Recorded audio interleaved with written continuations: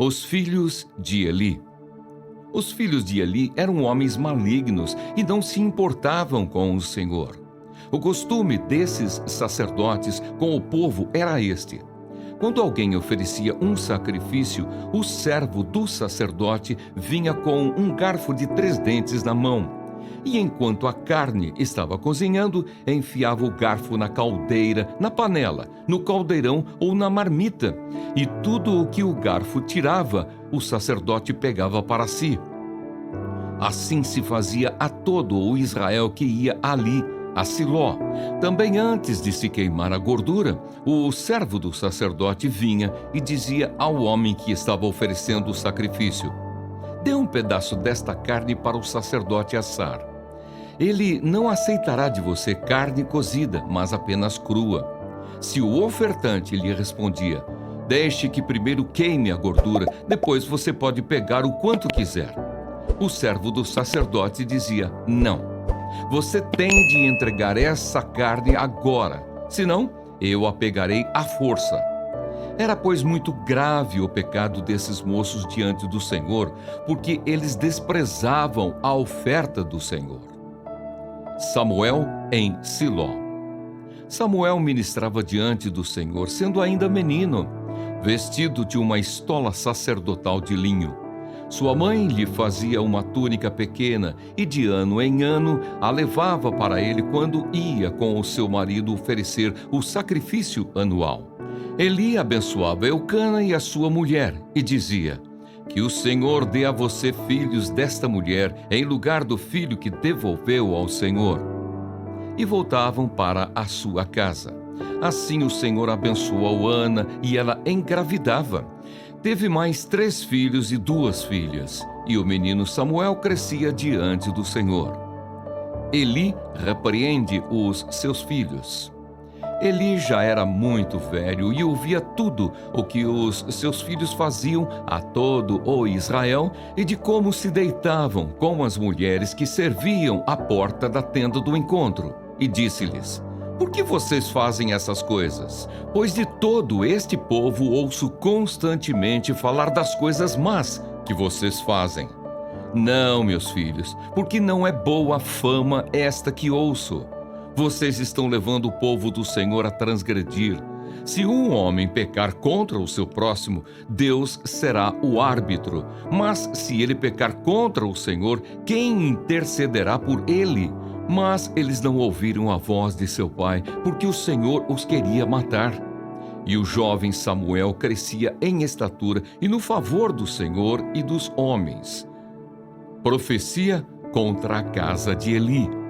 Um homem de Deus veio a Eli e disse: assim diz o Senhor: por acaso não me manifestei à casa de seu pai, quando os israelitas ainda estavam no Egito, na casa de Faraó?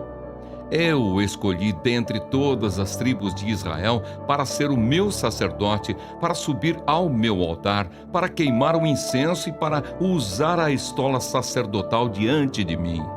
E dei à casa de seu pai todas as ofertas queimadas dos filhos de Israel. Por que tratam com desprezo os meus sacrifícios e as minhas ofertas de cereais, que ordenei que se fizessem na minha morada? E você, por que honra os seus filhos mais do que a mim, para que você e eles engordem com as melhores partes de todas as ofertas do meu povo de Israel? Portanto, o Senhor, o Deus de Israel, diz: na verdade, eu prometi que a sua casa e a casa de seu pai andariam diante de mim para sempre. Mas agora o Senhor diz: longe de mim tal coisa, porque honrarei aqueles que me honram, porém desprezarei os que me desprezam. Eis que vem dias em que acabarei com o seu poder e com o poder da casa de seu pai, para que ninguém em sua casa chegue a ficar velho. E você verá a aflição da morada de Deus, juntamente com o bem que farei a Israel. Mas ninguém da sua casa chegará à velhice. O homem, porém, da sua linhagem, a quem eu não afastar do meu altar, será poupado apenas para lhe consumir os olhos e lhe entristecer a alma. E todos os descendentes da sua casa morrerão na flor da idade. E o que vier a acontecer com os seus 2 filhos, Ofni e Finéias, será um sinal para você. Ambos morrerão no mesmo dia. Então suscitarei para mim um sacerdote fiel que fará segundo o que tenho no coração e na mente. Eu lhe edificarei uma casa estável, e ele andará diante do meu ungido para sempre. E todo aquele que restar da sua casa virá a inclinar-se diante dele para obter uma moeda de prata e um bocado de pão. E dirá: peço que você me dê um dos cargos sacerdotais, para que eu tenha um pedaço de pão para comer. Oração pela restauração de Israel. Ao mestre de canto, segundo a melodia, os lírios, testemunho de Asaf, salmo. Dá ouvidos, ó pastor de Israel, tu que conduzes José como um rebanho. Tu que estás entronizado acima dos querubins, mostra o teu esplendor diante de Efraim, Benjamim e Manassés, desperta o teu poder e vem salvar-nos.